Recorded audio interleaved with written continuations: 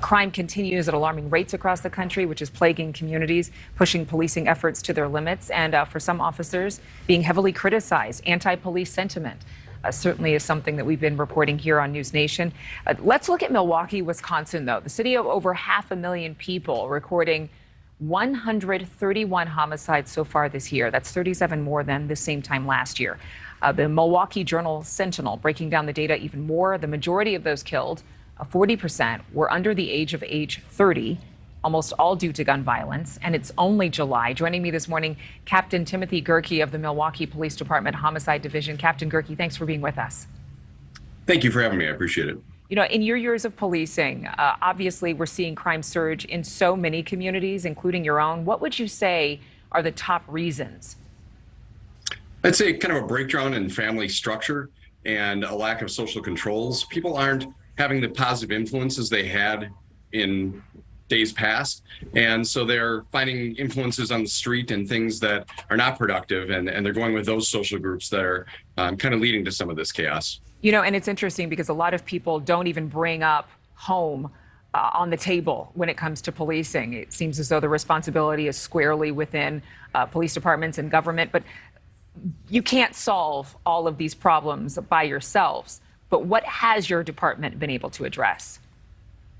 Well, we've done a couple of things. We have certain crime programs and strategies in place. But we've also partnered with community groups. We work with the City of Milwaukee's Office of Violence Prevention, and they have some subsidiary groups that are very influential in the communities that have higher violence and higher crime rates.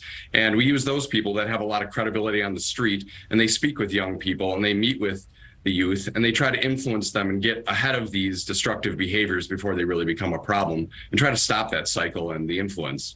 It's interesting to note, too, that policing is a much more dangerous job, or at least it appears to be, when you see a rise in violence like we have seen, and brazen criminals who would fire on officers at will. What's the mood among officers in Milwaukee? Have you seen more resignations, early retirements, like we've seen in other cities? I wouldn't say necessarily that we've seen a lot of early retirements, but we're seeing people that ordinarily would stay more than 25 years, which is our minimum retirement. They're retiring right at 25 years rather than staying longer. We also see some of our newer officers going to other jurisdictions after working a couple of years in our city, going to suburban jobs.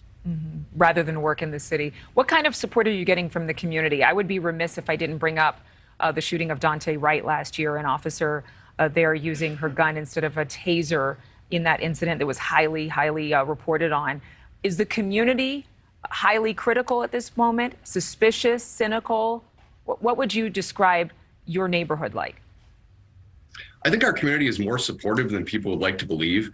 I think on a personal level, from officer to community member, from detective to community member, we're seeing a lot of support. And that isn't publicized a lot, but people do truly appreciate what we're doing. And the officers and the detectives feel that when they're on the street investigating or taking calls. And is that helping in terms of boosting morale?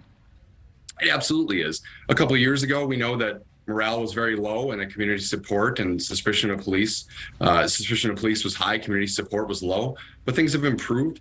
And again, on a street level, people are thanking us, people are appreciating us, and they want to see us out there in their neighborhoods. What do you think has changed? Why are people suddenly more positive, more grateful? With crime rates spiking, homicides up, auto thefts up, people are starting to feel the pinch of that personally affecting them, and they realize that the police, although we're not the full solution, we are part of it, and they do appreciate our efforts then. You mentioned some other crimes. Obviously, smash and grabs have received a lot of attention lately. Are those kinds of crimes, what kinds of numbers can you give us in terms of how much we're seeing assaults or those burglaries that we've been seeing so much of? Those aren't as much plaguing our community. Auto theft is probably our #1 nonviolent crime that we're dealing with. We had 10,300 auto thefts last year, which is just a staggering number. And we've tried some new programming and strategies to try to reduce that, because that's something that really affects people. People can't go to work. They can't go to the grocery store.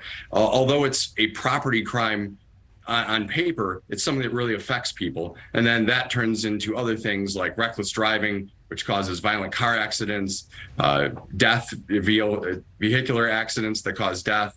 and it leads to other crimes. So that's one thing we're really trying to get ahead of, and it really affects people. What's one thing, I have one final question for you, Captain Gauerke. What's one thing that you wish people would understand when it comes to fighting crime in 2022 with the spike in homicides like you're seeing in Milwaukee?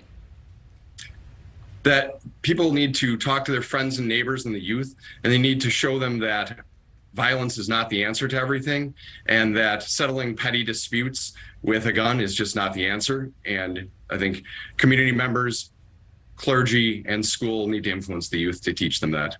It's going to be a community-wide effort, and it's going to take so much of us coming together and uniting to make for more peaceful and safe communities like your own. Captain Timothy Gauerke, thank you for being with us this morning. We appreciate it.